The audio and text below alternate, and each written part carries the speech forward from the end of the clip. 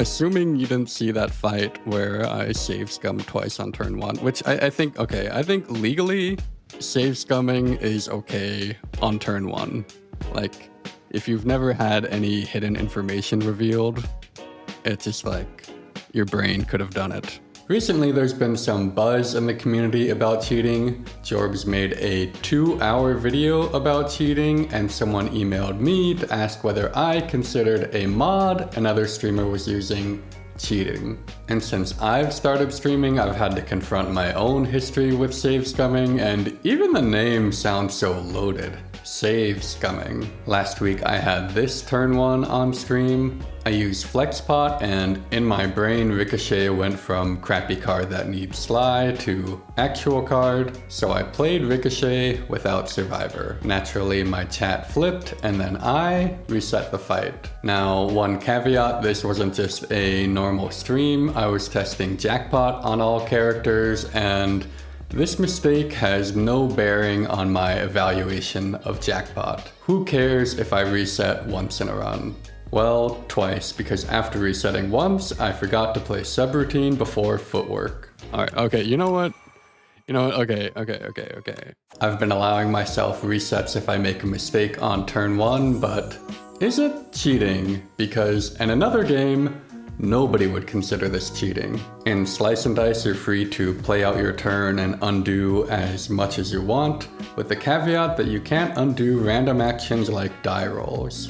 And because this is an official feature in the game, everybody does it, even when setting world records. And once you've played one of these games, it's hard to go back to Spire. I would love if Spire had an undo button that worked so long as you didn't undo anything like card draw or random card generation. And being able to test a line here instead of doing a bunch of rounding in my head would be great. Eugenics gamifies this mechanic by giving you 1 free reset per run, after which you start incurring increasing penalties, culminating in this needlessly edgy NPC playing the run for you. So the perception of save scumming is driven by developer intent, but what do the devs have to say about it? Yeah, just on that last point, I actually really like the save scumming feature, the ability to, you know, when you're playing and you like don't quite make it, like try again. And that's like a way in which you can kind of practice to like get the reps and learn more about how to like beat a fight like that. Different people can handle it differently. So like maybe you use it more as like a learning tool, but you can also have players who kind of lose their own intentionality in the fight, and then their actual play experience changes with the game. Monster Train 2 has a little button to do that, and I found even when I played it, sometimes I was using it in a way where I was like, I don't think I would do that if this button wasn't here, actually. And so I didn't even like the way that it changed the way that I played that game. And so if I was having my play impacted in that way, I knew for sure plenty of people would, so I didn't do it. Some of the least fun I've had in Spire has been save scumming to get through fights my deck had no business winning, because not only do you have a bad deck on future floors, it also teaches you bad macro. You don't learn the lessons that bad deck building should teach you. But for some players, I would definitely recommend save scumming. A player who only had 1 win in 255 runs sent me one of their runs, and it's clear they're having issues with micro.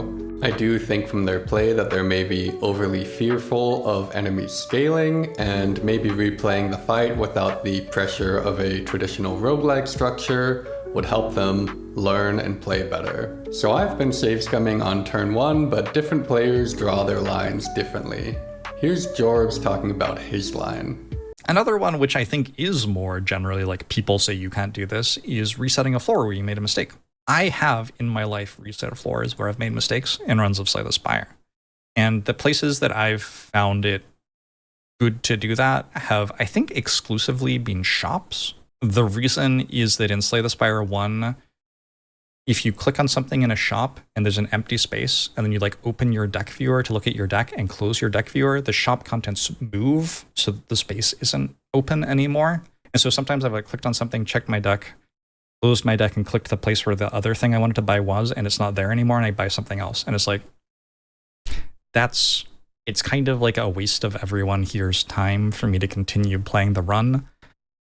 with just like the wrong card in my deck. Like that's just kind of silly. So where do you draw the line? Can you use the console to undo weird glitches that occur? Part of Jorbs' point seems to be that Spire is treated as a competitive environment even though there are no rules.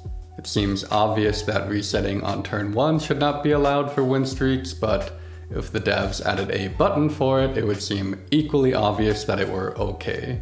For me, I feel like many of my mistakes come from having a 5-year-old who wakes me up most mornings before my alarm. Probably my win rate would go up if I just sent him to a boarding school or played really slowly and let chat tell me what the best lines are. Is that considered cheating? If you do set a world record, do you need to attribute your chatters like co-authors on an academic paper? So there are no real rules, but there are real prizes.